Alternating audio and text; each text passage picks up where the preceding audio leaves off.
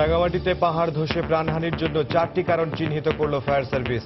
স্মরণকালের সবচেয়ে বেশি বৃষ্টিপাত ও অপরিকল্পিতভাবে পাহাড় কাটাতেই এই বিপর্যয়। পাহাড়ের যে প্রাকৃতিক যে সৌন্দর্য আছে এগুলো কিন্তু বিনষ্ট করা হচ্ছে, নেড়ে করে দেওয়া হচ্ছে। প্রত্যেকটি পাহাড়ের চূড়া ন্যাড়া এখন ভেঙে গেছে, যেখানে ঘরবাড়ি ছিল না ওইখানেও। তার মানে এটা একটা ন্যাচারাল ফেনোমেনা, ন্যাচারাল কারণে এই ঘটনাটা ঘটেছে। ক্ষতিগ্রস্ত পাহাড়ে ফের বসতি স্থাপন হবে মারাত্মক ঝুঁকিপূর্ণ।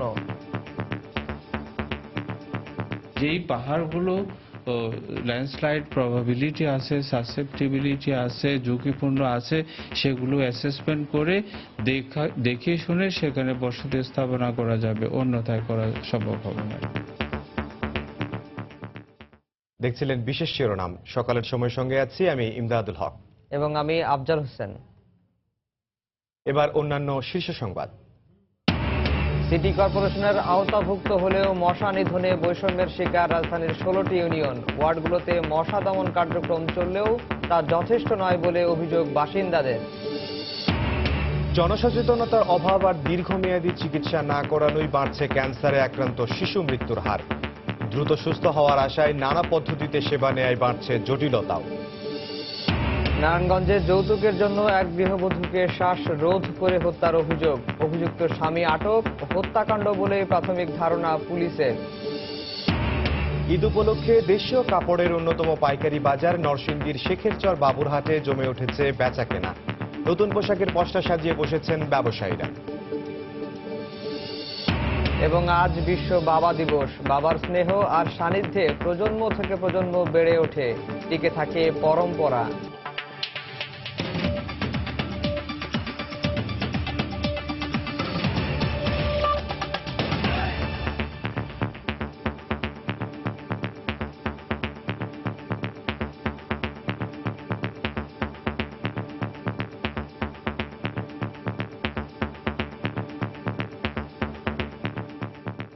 রাঙ্গামাটিতে ভয়াবহ পাহাড় ধসে ব্যাপক প্রাণহানির জন্য স্মরণকালের সবচেয়ে বেশি বৃষ্টিপাতের পাশাপাশি অপরিকল্পিতভাবে পাহাড় কেটে বসতি স্থাপন সহ 4টি কারণ চিহ্নিত করেছে ফায়ার সার্ভিস।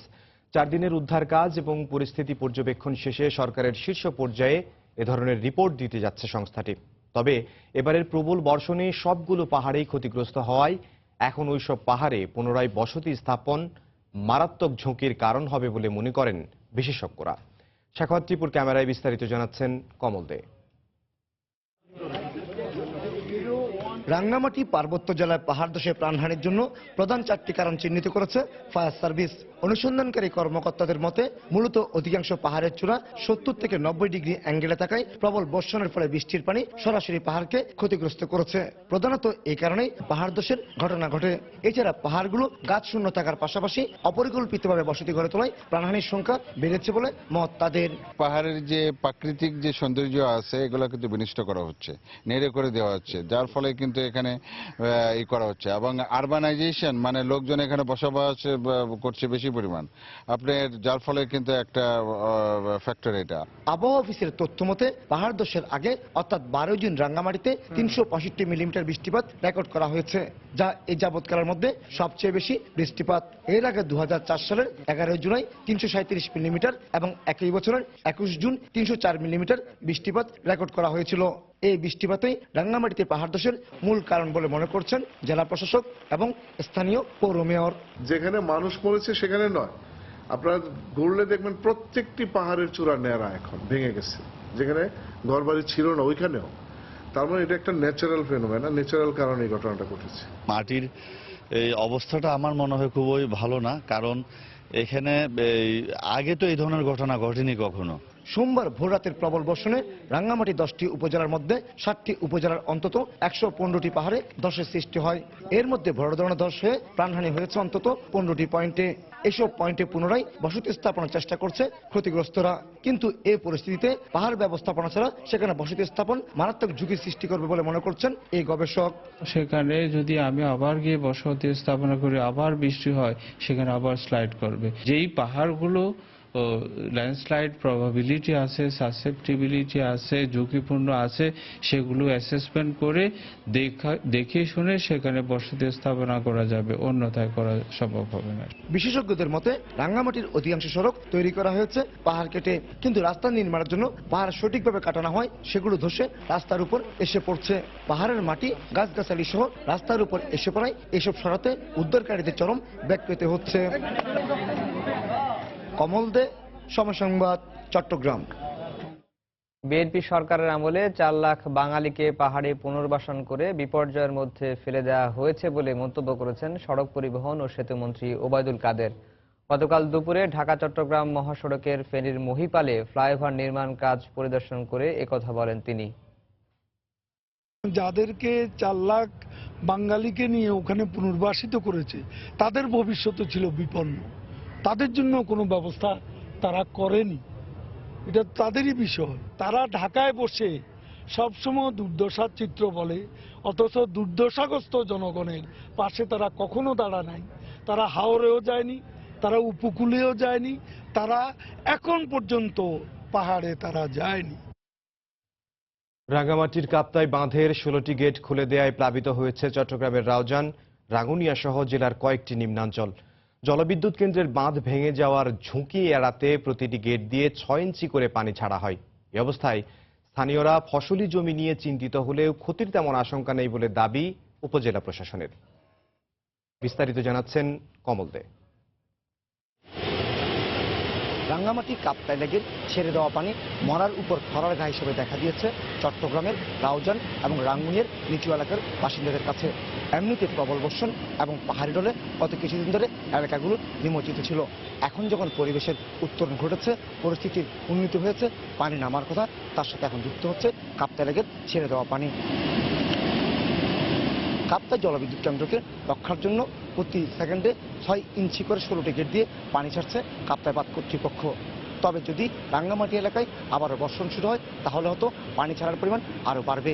109 ফুট ঘন পানির উচ্চতা হলে এটা ঝুঁকির মাত্রায় চলে যায়, 109-এর উপরে হয়ে গেছে।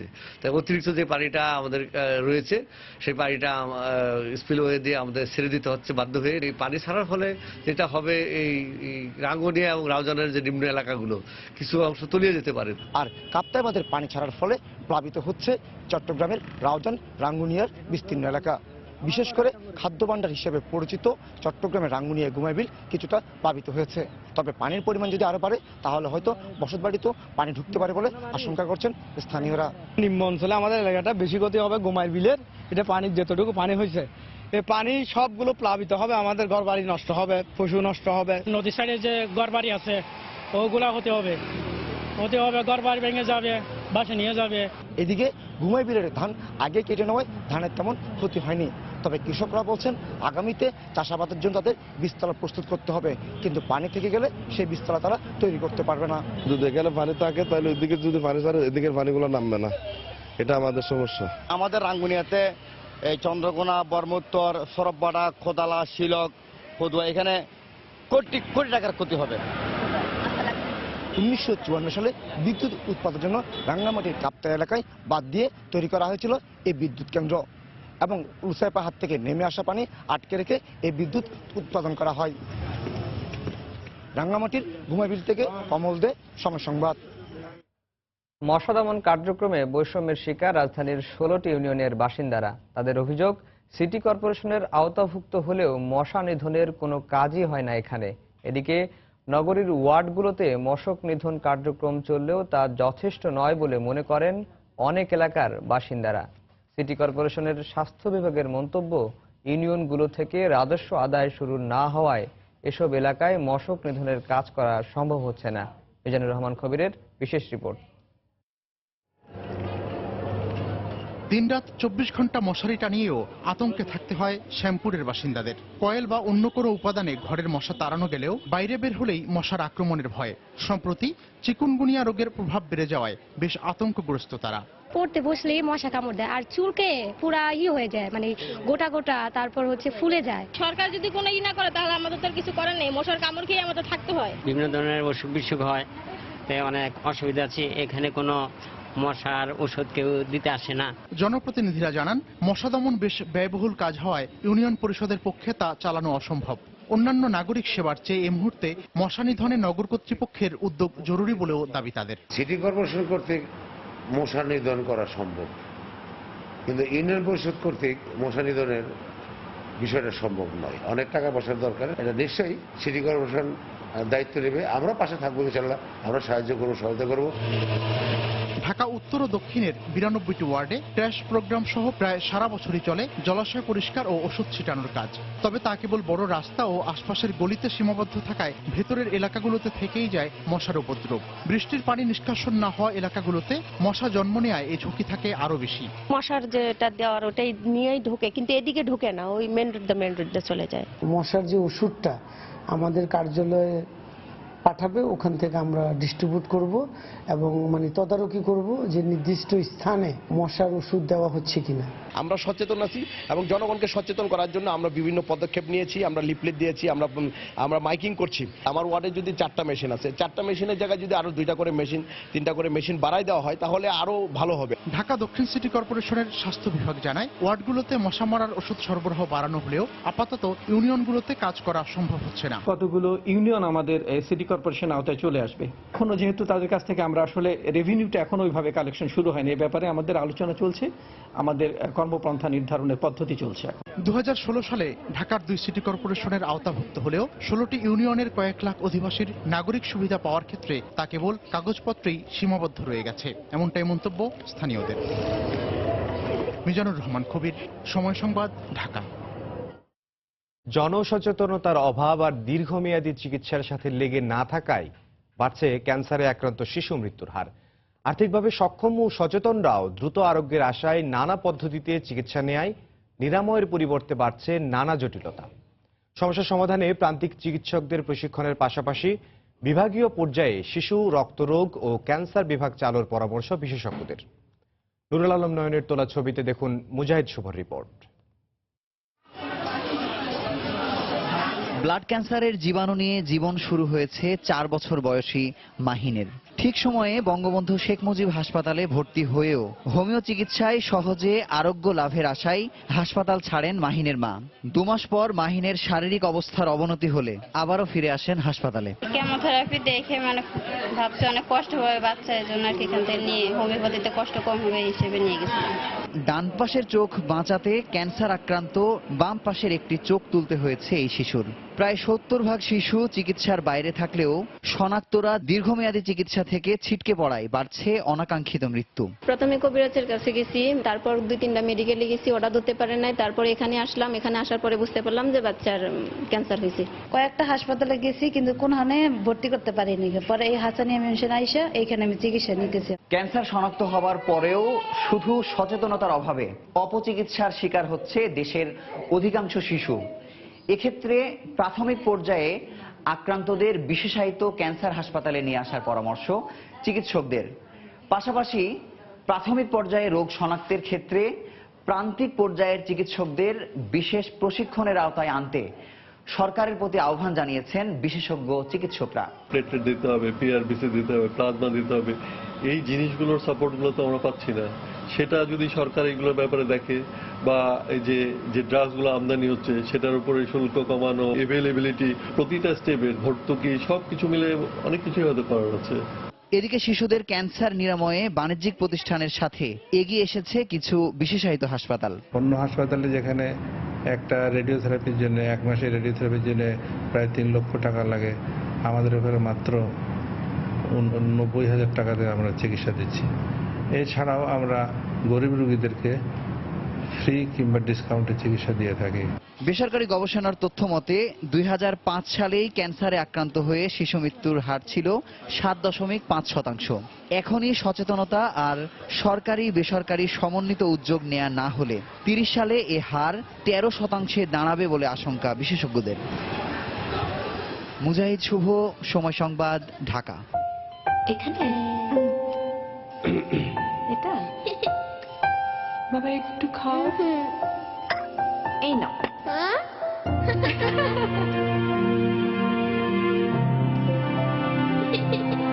আলোকিত এমন মানুষগুলোর চেষ্টাতেই ক্যান্সারে মলিন এই শিশুরা এখনো হাসতে জানে। চেষ্টাটি হোক সবার।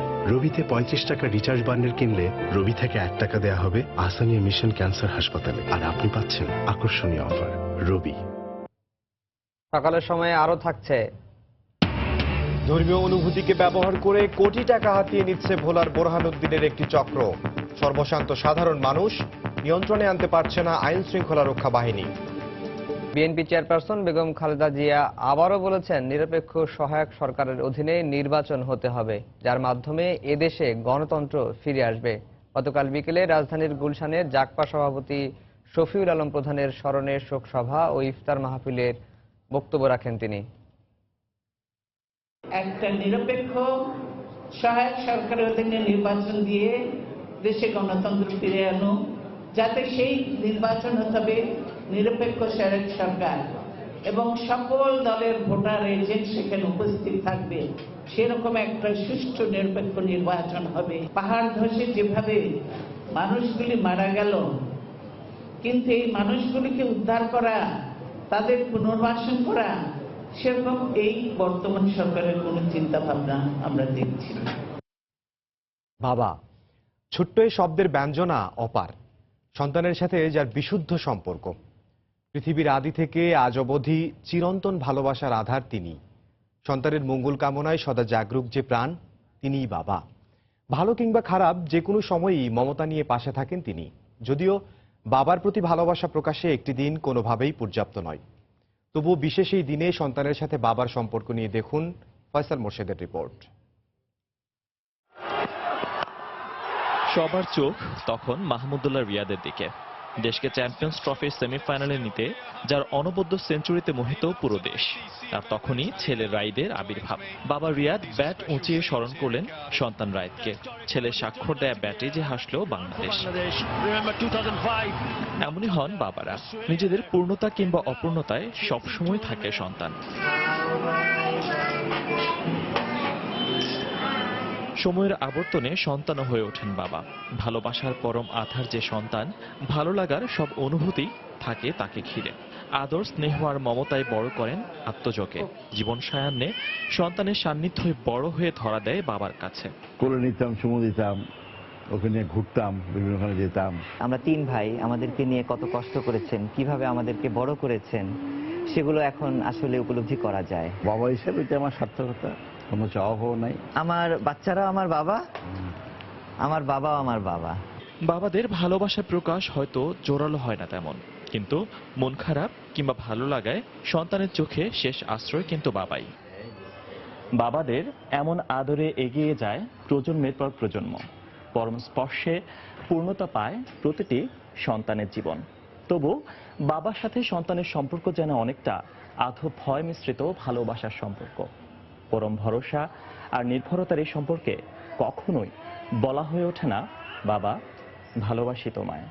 মেয়েদের প্রথম তাদের স্বপ্নের মানে রাজপুত্রকে যখন তারা কল্পনা করে, বাবার সাথেই কিন্তু তারা তুলনা করে। এখন যদি বাবা যদি আমাদের সাথে থাকতে হয়তো বা উনি যেমন ছোটবেলায় আমাদেরকে আগলে রাখছে, আমরা তেমন চেষ্টা করতাম যে ওনার প্রতি আমাদের যে দায়িত্ব সেগুলো পালন করার জন্য। পৃথিবীতে প্রতি মিনিটে জন্ম নেয় 250 শিশু, সেই সাথে জন্ম নেন 250 বাবা। জন্ম নেয় 250 স্নেহ আর ভালোবাসার উৎস, যে উৎসের ছায়াতলে টিকে থাকে পরম্পরা। ফয়সাল মোর্শেদ, সময় সংবাদ, ঢাকা।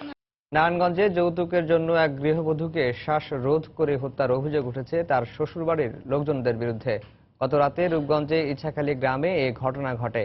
স্বামী জুয়েল মিয়াকে আটক করেছে পুলিশ। তবে জুয়েলের পরিবারের পক্ষ থেকে ঘটনাটিকে আত্মহত্যা দাবি করা হয়েছে।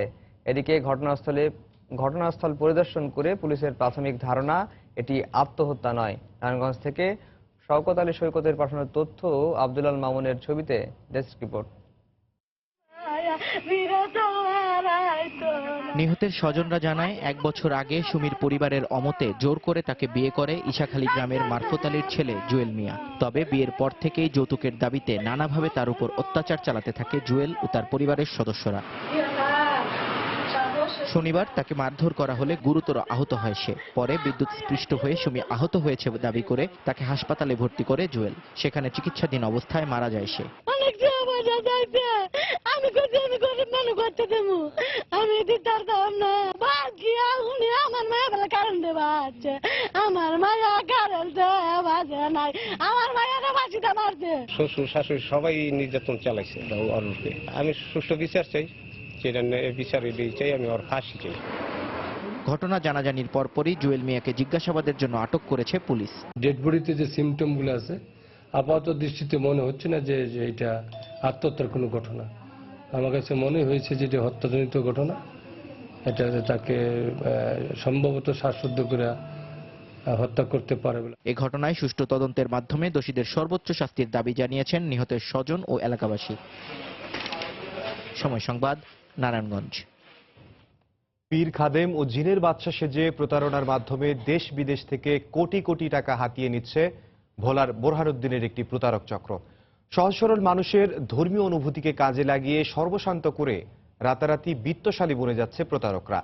প্রায় এক যুগ এ প্রতারণা চললেও নিয়ন্ত্রণে আনতে পারেনি আইন শৃঙ্খলা রক্ষা বাহিনী। সম্প্রতি পুলিশ এক প্রতারকের কাছ থেকে 6 লাখ টাকা উদ্ধার করে ফেরত দিলে চাঞ্চল্য সৃষ্টি হয়। নাসিরউদ্দিন লিটনের তথ্য, উৎপল দেবনাথের ছবি নিয়ে ডেস্ক রিপোর্ট। আজকের থেকে শান্তি পাবে আব্বা, কেন বা পবিত্র কোরআন কারিম থেকে আল্লাহর কুদরত, আল্লাহ নেড়াখালাকে তুমি কোরআন থেকে জানতে পারছো। আপদে পথ থেকে মুক্তি পাবে, বলামতি পথ থেকে মুক্তি পাবে, গুনাহগারের থেকে ক্ষমা পাবে। গভীর রাতে মোবাইলে ফোন করে কোরআন হাদিসের উদ্ধৃতি দিয়ে বিভিন্ন সমস্যার সমাধান ও গুপ্তধন পাইয়ে দেওয়ার প্রলোভন দেখিয়ে মানুষের কাছ থেকে লাখ লাখ টাকা হাতিয়ে নিচ্ছে বোরহানুদ্দিনের ফুলকাচিয়া গ্রামের প্রতারক চক্র। খোঁজ নিয়ে জানা গেছে 2006 সালে আজাদ হাওলাদার ও শেখ সাদির মাধ্যমে শুরু হয় এই প্রতারণা। এক সময় দিনমজুর আজাদ হাওলাদার প্রতারণার মাধ্যমে স্থানীয় কুঞ্জেরহাট বাজারে গড়ে তুলেছে বজলু হাওলাদার প্লাজা নামের বহুতল মার্কেট। এই প্রতারক চক্রটি পারিবারিক সমস্যা, সন্তান বা স্বামী স্ত্রীর আগাম মৃত্যুর ভয় দেখিয়ে বিকাশের মাধ্যমে হাতিয়ে নিচ্ছে নগদ টাকা। ফোন দিছে আর কি কয়, আপু আপনি টাকা 4000 তো দিছেন, এখন আপনি 1 কেজি দুধ কিনতে আরো 5000 টাকা লাগবে, জিনিস বেচছে তো হেবে শেষে 5000 টাকা এখন মানে পাঠাইছে। এবার 3বার পাঠাইছি টাকা, পরে এই নম্বরে ফোন ঢোকো না, আর কোনো খোঁজ খবরও নেই। শেখ সাদি আল্লাহদারের গুরু, আর আজাদ আল্লাহদারের এটার চর্চা, এটার পরিচালনাটা করে। বাড়ি আছে, ফাঁসসালাম বাড়ি, কুঞ্জুরহাটে মার্কেট আছে, তারপরে 27 তেলের ব্যবসা করে আজাদ। শেখ সাদি ভাই ঢাকাতে জুরুফুমা জুয়েলার্স আছে। সম্প্রতি টাঙ্গাইলের নাদিয়া ইসলাম পারুল নামের এক গৃহিণীর কাছ থেকে 75 লাখ টাকা হাতিয়ে নেয়ার অভিযোগে পুলিশ কথিত জিনের বাদশা জুয়েল মাতব্বর সহ 5 সহযোগীকে গ্রেফতার করে। তার কাছ থেকে 6 লাখ টাকা উদ্ধার করে ফেরত দেওয়া হয়। আমি বুঝতে পারি ওরা আমাকে প্রতারিত করতেছে, তারপর আমি সার্কেল এসপি স্যারের কাছে আসি। যেভাবে হোক টাকাটা নিচে আমরা টাকাটা ডাবল দিয়ে দিছি আর কি, আর জীবনে জুয়েলি কাম করবো না। জেলা পুলিশের শীর্ষ কর্মকর্তা বলেন, জিন ব্যবসা বন্ধে সব ধরনের ব্যবস্থা নেওয়া হয়েছে। জিনের আসর কোনোভাবেই যাতে বোরহানুদ্দিন বসাইতে না পারে এজন্য পুলিশ তৎপর আছে। শুধু বোরহানুদ্দিন এবং দেশের অন্য প্রান্তের মানুষ যাতে ক্ষতিগ্রস্ত না হয় এজন্য পুলিশ কাজ করতেছে। বোরহানুদ্দিনের ফুলকাচিয়া গ্রামের প্রায় 200 পরিবার এই প্রতারণার সাথে জড়িত। সময় সংবাদ, ভোলা। সকালের সময় আরো থাকছে। আজ ফাইনালের মহারণে মুখোমুখি হচ্ছে 2 চির প্রতিদ্বন্দ্বী ভারত ও পাকিস্তান। সর্বরাজের প্রথম এবং কোহলিদের তৃতীয় চ্যাম্পিয়ন্স ট্রফি জয়ের বিশাল। সন্ত্রাস ও জঙ্গিবাদের বিরুদ্ধে ঐক্যবদ্ধ হয়ে দেশকে এগিয়ে নেওয়ার আহ্বান জানিয়েছেন খাদ্যমন্ত্রী অ্যাডভোকেট কামরুল ইসলাম। গতকাল সন্ধ্যায় সাভারের হেমায়েতপুরে ইউনিয়ন আওয়ামী লীগ আয়োজিত ইফতার মাহফিলে তিনি এই কথা বলেন। এ সময় মন্ত্রী আরো বলেন, প্রধানমন্ত্রী শেখ হাসিনার নেতৃত্বে দেশ উন্নয়নের পথে এগিয়ে যাচ্ছে। আলোচনা সভায় বিশেষ অতিথি ছিলেন সাভার উপজেলা নির্বাহী কর্মকর্তা মোহাম্মদ আবু নাসের বেগ।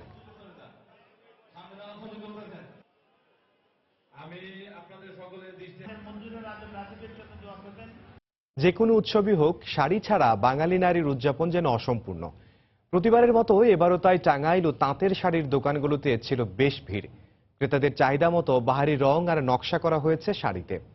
রাজধানীর শাড়ির দোকান ঘুরে সেখানকার কেনাকাটার খবর জানাচ্ছেন বিথি হক। ক্যামেরায় ছিলেন মামুন।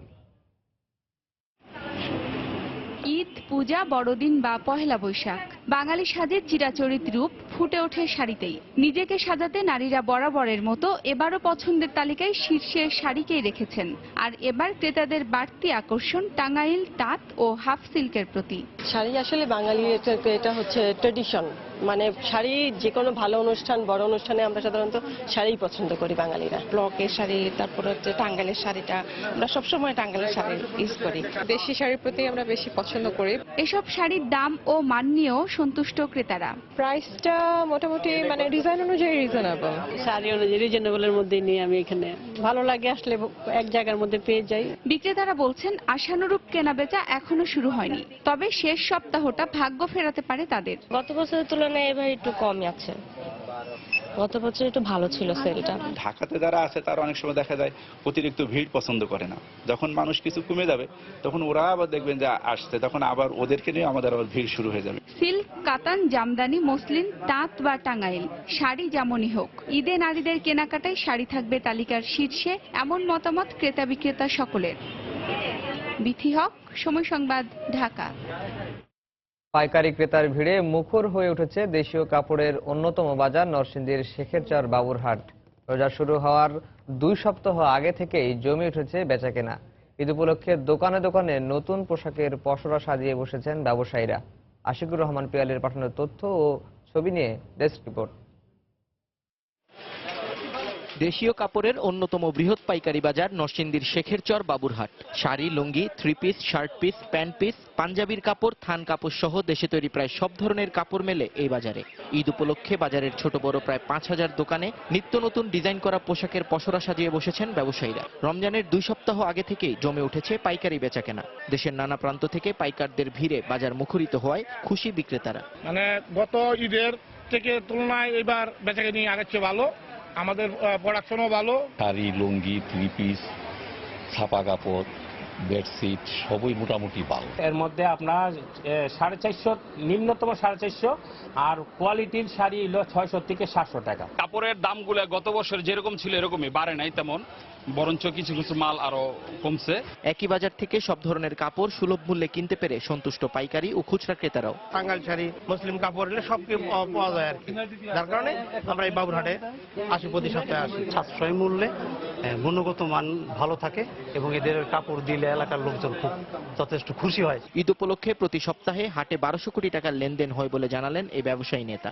রমজানের প্রায় 15-20 দিন আগে থেকে বেচা কিনা ইনশাল্লাহ ভালো। ঈদ উপলক্ষে একটু বেশি, আরো মানে প্রায় 1200 কোটি টাকার মতো লেনদেন হয়। প্রতি সপ্তাহে বৃহস্পতিবার থেকে রোববার পর্যন্ত টানা 4 দিন পাইকারি দেশীয় কাপড়ের হাট বসে শেখেরচর বাবুরহাটে। সময় সংবাদ, নরসিংদী। এদিকে রমজানের শেষ মুহূর্তে এসে জমজমাট হয়ে উঠেছে দেশের বিভিন্ন জেলা শহরে ঈদ বাজারগুলো। ক্রেতা সমাগমে মুখর এখন প্রতিটি ছোট বড় মার্কেট ও বিপণী বিতানগুলো। ঈদ মানে আনন্দ, আর এই আনন্দকে আরো বহুগুণ বাড়িয়ে দেয় একটি নতুন পোশাক। তাই স্বাদ আর সাধ্যের মাঝে নিজের পছন্দের পোশাকটি বেছে নিতে সকাল থেকে মধ্যরাত পর্যন্ত ক্রেতাদের ভিড় লেগেই আছে চুয়াডাঙ্গার মার্কেটগুলোতে। আর ক্রেতাদের চাহিদাকে গুরুত্ব দিয়ে দোকানিরাও পসরা সাজিয়েছেন নানা রং ও ঢঙের পোশাকে। এদিকে চলতি বছর দেশীয় পোশাকের পাশাপাশি ভারতীয় নানা চলচ্চিত্র ও সিরিয়ালের পোশাকের কদর রয়েছে বলে জানিয়েছে মেহেরপুরের ব্যবসায়ীরা। আর পছন্দ মতো পোশাকের গুণগত মান যাই হোক, দাম আগের চেয়ে বেশি বলে অভিযোগ ক্রেতাদের। গাউনটা আমার সব থেকে পছন্দের পোশাক, আর সেটাই পেয়েছি। দামগুলো অবশ্যই মানে নেওয়ার মতো, সব ঢাকার মতন এখানে আছে, তো অনেক ভালো লাগছে। ইন্ডিয়ান মালটার চাহিদাই বেশি, গতবারের চাইতে দামও তুলনামূলক অনেক বেশি, এবং বাংলাদেশের চাইতে ইন্ডিয়ান মালের চাহিদাটা বেশি আর কি। মাদারীপুরের রাজৈরে যাত্রীবাহী বাস ও ট্রাকের মুখোমুখি সংঘর্ষে 2 জন নিহত হয়েছেন, আহত হয়েছেন 15 জন। এ বিষয়ে বিস্তারিত জানাতে টেলিফোনে যোগ দিচ্ছেন মাদারীপুর প্রতিনিধি সঞ্জয় কুমার কর্মকার। অভিজিৎ। আব্দুল, আপনি যেমনটি বলেছিলেন যে মাদারীপুরের রাজৈরে বাস ও ট্রাকের মুখোমুখি সংঘর্ষে 2 জন নিহত হয়েছেন এবং আহত হয়েছেন 15 জন। এই দুর্ঘটনা ঘটে সকাল 8টার দিকে দুর্ঘটনা ঘটে। ঘটনাস্থলটি হচ্ছে ঢাকা বরিশাল মহাসড়কের রাজৈরের কামালদি এলাকায়। আমি রাজৈর থানার ভারপ্রাপ্ত কর্মকর্তা কামরুল ইসলামের সাথে কথা বলেছি। উনি আমাকে জানিয়েছেন যে বরিশাল থেকে রংপুরগামী বিআরটিসি যাত্রীবাহী বাসের সাথে বিপরীত দিক থেকে আসা রাজশাহী থেকে বরিশালগামী একটি আমবোঝাই ট্রাকের সাথে মুখোমুখি সংঘর্ষ হয়। এই সংঘর্ষে 2 জন নিহত হন এবং আহত হন 15 জন। নিহতদের লাশ এখন পর্যন্ত বাসের মধ্যে রয়েছে। ফায়ার সার্ভিসের কর্মীরা কিন্তু এখন পর্যন্ত ঘটনাস্থলে পৌঁছায়নি এবং তাদের বের করতে পারেনি। আর আহতদের স্থানীয়রা দ্রুত ভ্যান এবং পিকআপ যোগে রাজৈর উপজেলা স্বাস্থ্য কমপ্লেক্সে ভর্তি করেছেন এবং সেখানকার ডাক্তারের সাথে চিকিৎসকদের রয়েছে, তাদের সাথে আমি কথা বলেছি। তারা আমাকে যেমনটি জানিয়েছেন যে এখানে বেশ কয়েকজন অবস্থা খুব গুরুতর। তাদেরকে আশঙ্কাজনক অবস্থা 2 একজনকে ফরিদপুর মেডিকেলে রেফার করার প্রক্রিয়া চলছে। এদিকে ঢাকা বরিশাল মহাসড়কে যান চলাচল বন্ধ রয়েছে। এদিকে রাজৈর থানা ভারপ্রাপ্ত কর্মকর্তা তিনি আমাকে জানিয়েছেন যে ঢাকা বরিশাল মহাসড়কটি আসলে পুরো সড়কটি ফরিদপুরের যে ভাঙা হাইওয়ে পুলিশ আছে তারা দেখেন, তাদেরকে খবর দেওয়া হয়েছে, তারা আসলে হয়তো যান চলাচল স্বাভাবিক হবে। তো এই মুহূর্তে 2 জন নিহত এবং 15 জন আহতের খবর রয়েছে। আফজাল। মাদারীপুরের রাজৈরে বাস ও ট্রাকের মুখোমুখি সংঘর্ষে 2 জন নিহত হয়েছেন, তারই খবর জানাচ্ছিলেন আমাদের মাদারীপুর প্রতিনিধি সঞ্জয় কর্মকার অভিজিৎ। দেশের বাইরের খবর, ইউরোপীয় ইউনিয়ন থেকে ব্রিটেনের বেরিয়ে যাওয়ার প্রক্রিয়া বা ব্রেক্সিট বাস্তবায়নে আগামী 19 জুন সোমবার নির্ধারিত সময়ে আলোচনা শুরু করতে যাচ্ছে ব্রিটিশ প্রধানমন্ত্রী থেরেসা মে। এই ব্রেক্সিট প্রক্রিয়ার সঙ্গে ঝুলে আছে যুক্তরাজ্যে বসবাসরত 30 লাখ ইউরোপিয়ান অভিবাসীর ভাগ্য। ইউভুক্ত দেশগুলোর পাসপোর্ট পাওয়ার পর বিপুল সংখ্যক বাংলাদেশি সন্তানদের ভবিষ্যতের আশায় দীর্ঘদিনের বসতি গড়া দেশ ছেড়ে পাড়ি জমাচ্ছেন ব্রিটেনে। এই ব্রেক্সিট প্রক্রিয়া নিয়ে তারাও শঙ্কার মধ্যে রয়েছেন। আমাদের লন্ডন প্রতিনিধি শোয়েব কবিরের প্রতিবেদনে বিস্তারিত। ভাগ্য পরিবর্তনের আশায় 2001 সালে দেশ ছেড়ে ইতালিতে আসেন কুমিল্লার আবু তাহের। সেখানে বসতি গড়ে পরিবার নিয়ে কাটিয়ে দেন দীর্ঘ 16টি বছর। 2 ছেলে 1 মেয়ের ভবিষ্যতের কথা চিন্তা করে ব্যবসা বাণিজ্য সব গুটিয়ে ইতালি থেকে 6 মাস আগে চলে আসেন লন্ডনে। এখানে বাঙালি কমিউনিটি খুব ভালো এবং বাঙালি লেখাপড়ার দিক দিয়ে অনেক ভালো। এখন আমাদের যে ব্রেক্সিট যে ইস্যুটা, এটা আমাদের ভবিষ্যৎ অনিশ্চিতের মধ্যে পালা দিছে। সোমবার শুরু হতে যাচ্ছে ব্রিটেন ও ইউরোপিয়ান ইউনিয়নের মধ্যে ব্রেক্সিট আলোচনা। এই প্রক্রিয়ায় অভিবাসন ও মুক্ত বর্ডার ইস্যু নিয়ে সবচেয়ে বেশি গুরুত্ব এবং দর কষাকষি হবে বলে মনে করছেন অনেকে। ব্রেক্সিট ইস্যুতে আমার মনে হয় মুক্ত বর্ডার যে সংক্রান্ত যে ব্যাপারটা, এটাকে সবচেয়ে গুরুত্ব দেওয়া হবে। এটা ব্রিটেন যেমন গুরুত্ব দিচ্ছে, ঠিক ইউরোপিয়ান ইউনিয়ন কিন্তু একইভাবে এই জিনিসটাকে গুরুত্ব দিচ্ছে। এখন দর কষাকষির একটা পর্যায়ে এসে এটা কোথায় যে দাঁড়ায়, এটা কিন্তু দেখার বিষয়। তবে আমার মনে হয় না যে এই ব্যাপারটা নিয়ে ইউরোপিয়ান ইউনিয়ন কোনো রকম ছাড় দিতে চাইবে, কারণ ইউরোপিয়ান ইউনিয়নের যে মূল কনসেপ্ট, সেই মূল কনসেপ্টটাই কিন্তু মুক্ত বর্ডার। ব্রেক্সিট প্রক্রিয়া বাস্তবায়নের মাধ্যমে যদি কঠোর নীতিমালা প্রণয়ন করা হয়, তাহলে ভবিষ্যতে অনিশ্চিত কঠিন চ্যালেঞ্জের মুখোমুখি পড়তে হবে ব্রিটেনে অবস্থানরত ইউরোপিয়ান পাসপোর্টধারী এসব বাংলাদেশিদের অনেকেই। আর তাই কোনোভাবেই ব্রেক্সিট প্রক্রিয়াকে সমর্থন করছেন না তারা। আমরা অ্যাকচুয়ালি ব্রেক্সিটটা চাই না, আমরা ইউরোপের সাথে থাকাটাই চাই।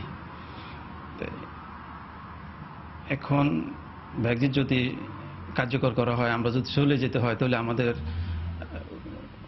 আমরা কি করব, এটা আমাদের ভেবে পাচ্ছি না। বিগত 5 বছরে Italy, France, Spain, Portugal, Germany সহ ইউরোপীয় ইউনিয়নের দেশগুলো থেকে 1010 বাংলাদেশি পরিবার ব্রিটেনে পাড়ি জমান। কিছুটা উন্নত জীবনের আশা এবং সন্তানদের ভবিষ্যতের কথা মাথায় রেখে দীর্ঘদিনের ইউরোপ জীবন ছিন্ন করে এসব বাংলাদেশিরা পাড়ি জমায় ব্রিটেনে। এখন এই ব্রেক্সিট ইস্যুর কারণে শঙ্কায় রয়েছেন তাদের ভাগ্য। তাদেরকে কি ব্রিটেন থেকে বের করে দেওয়া হবে, নাকি কঠিন সত্যের বেড়াজালে জর্জরিত করা হবে তাদের? এমন হাজারো প্রশ্ন দানা বাঁধছে তাদের মনে। শোয়েব কবির, সময় সংবাদ, লন্ডন। মিশরের শীর্ষ সরকারি কৌঁসুলি হিশাম বারাকাতকে হত্যার দায়ে 30 জনের মৃত্যুদণ্ডাদেশ দিয়েছে কায়রোর একটি আদালত। 2015 সালের জুন মাসে গাড়ি বোমা হামলায় হিশাম বারাকাত নিহত হন। মিশরে জঙ্গি হামলায় নিহত ব্যক্তিদের মধ্যে তিনি সরকারের সবচেয়ে ঊর্ধ্বতন কর্মকর্তা। 2013 সালে মিশরের মুসলিম ব্রাদারহুড সমর্থিত সরকার উৎখাত হওয়ার পর বারাকাত হাজার হাজার ইসলামপন্থীদের বিচারের মুখোমুখি করলে দণ্ড দেয়া হয় শত শত ইসলামপন্থীকে। গেল বছর দেশটির স্বরাষ্ট্র মন্ত্রণালয় একটি ভিডিও প্রকাশ করলে তাতে দেখা যায় কয়েকজন ব্যক্তি হত্যাকাণ্ডের দায় স্বীকার করে এবং তারা হামাসের কাছ থেকে প্রশিক্ষণের জন্য গাজায় গিয়েছিল বলে জানায়।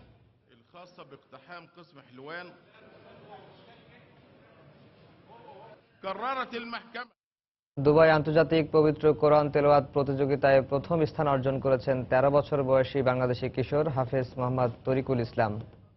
يستخفون من الناس ولا يستخفون من الله وهو معهم إذ يبيتون ما لا يرضى من القول।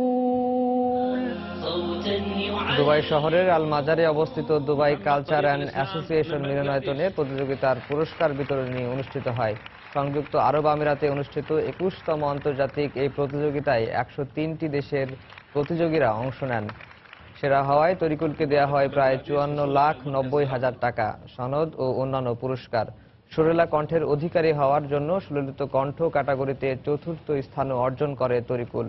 তরিকুল কুমিল্লা জেলার দাউদকান্দি উপজেলার মালিগাঁওয়ের বাসিন্দা মোহাম্মদ আবু বকর সিদ্দিকের ছেলে।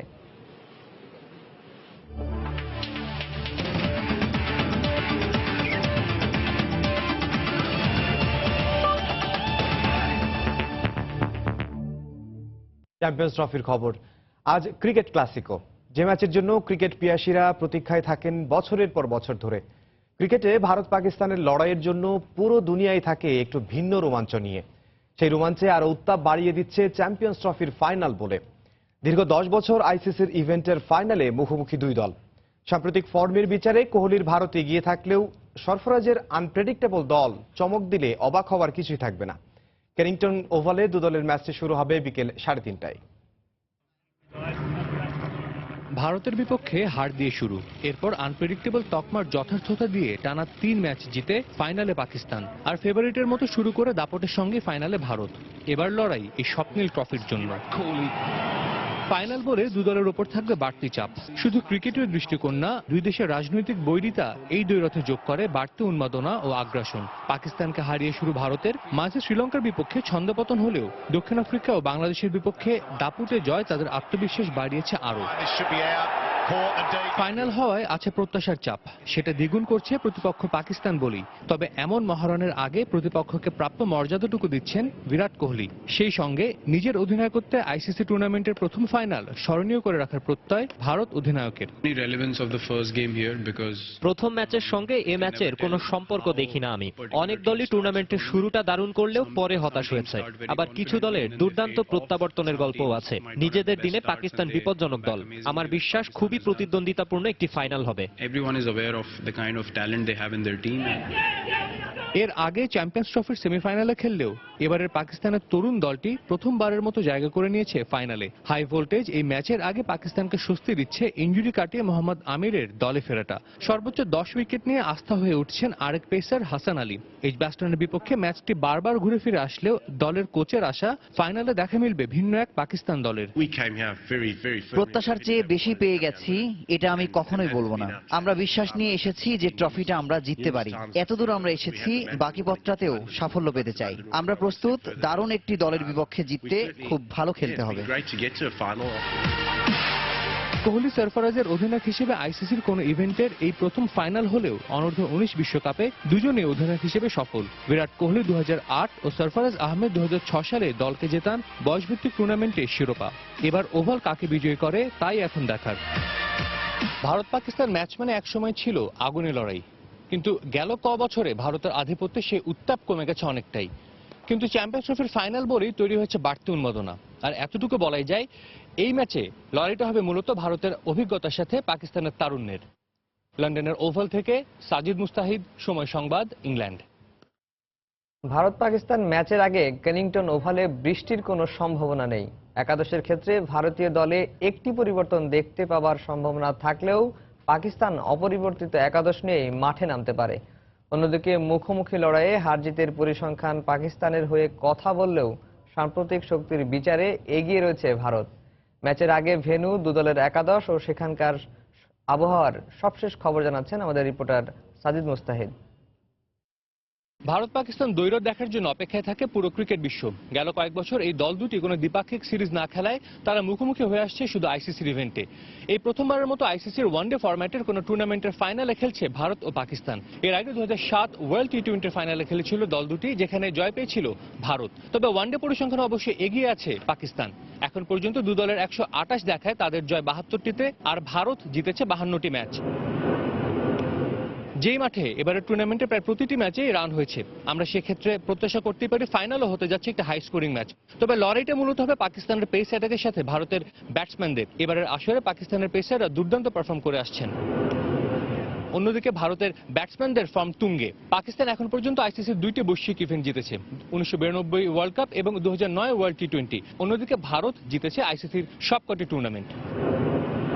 ফাইনালে দু দলের একাদশ কেমন হবে তা নিয়েও আছে অনেক জল্পনা কল্পনা। পাকিস্তান এবারের আসরের প্রতিটি ম্যাচে নেমেছে ভিন্ন একাদশ নিয়ে। অন্যদিকে ভারত দলে আসতে পারে একটি পরিবর্তন। চ্যাম্পিয়ন্স ট্রফির শুরুর দিকে বেশ কিছু ম্যাচে বাধা হয়ে দাঁড়িয়েছিল বৃষ্টি, তবে গেল কয়েকটি ম্যাচে আমরা কোনো বৃষ্টি দেখিনি। আর ফাইনালেও বৃষ্টি হবার এখন পর্যন্ত কোনো সম্ভাবনা নেই, যদিও মেঘের আনাগোনার সম্ভাবনা রয়েছে। লন্ডনের কেনিংটন ওভাল থেকে সাজিদ মুস্তাহিদ, সময় সংবাদ, ইংল্যান্ড। সকালের সময়ের শীর্ষ সংবাদগুলো জানিয়ে দিচ্ছি আরেকবার। রাঙামাটিতে পাহাড় ধসে প্রাণহানির জন্য 4টি কারণ চিহ্নিত করল ফায়ার সার্ভিস। ক্ষতিগ্রস্ত পাহাড়ে ফের বসতি স্থাপন মারাত্মক ঝুঁকির কারণ হবে মত বিশেষজ্ঞদের। সিটি কর্পোরেশনের আওতাভুক্ত হলেও মশা নিধনে বৈষম্যের শিকার রাজধানীর 16টি ইউনিয়ন। ওয়ার্ডগুলোতে মশা দমন কার্যক্রম চললেও যথেষ্ট নয় বলে অভিযোগ বাসিন্দাদের। জনসচেতনতার অভাব আর দীর্ঘমেয়াদী চিকিৎসা না করানোই বাড়ছে ক্যান্সারে আক্রান্ত শিশু মৃত্যুর হার। দ্রুত সুস্থ হওয়ার আশায় নানা পদ্ধতিতে সেবা নেয়ায় বাড়ছে জটিলতাও। নারায়ণগঞ্জে যৌতুকের দাবিতে এক গৃহবধূকে শ্বাসরোধ করে হত্যার অভিযোগ। অভিযুক্ত স্বামী আটক। হত্যাকাণ্ড বলেই প্রাথমিক ধারণা পুলিশের। এবং ঈদ উপলক্ষে দেশীয় কাপড়ের অন্যতম পাইকারি বাজার নরসিংদীর শেখেরচর বাবুরহাটে জমে উঠেছে বেচাকেনা। নতুন পোশাকের পসরা সাজিয়ে বসেছেন ব্যবসায়ীরা। এই ছিল সকালের সময়। যে কোনো খবর পেতে ভিজিট করুন সময়নিউজ.tv। সঙ্গে থাকুন সময়ের।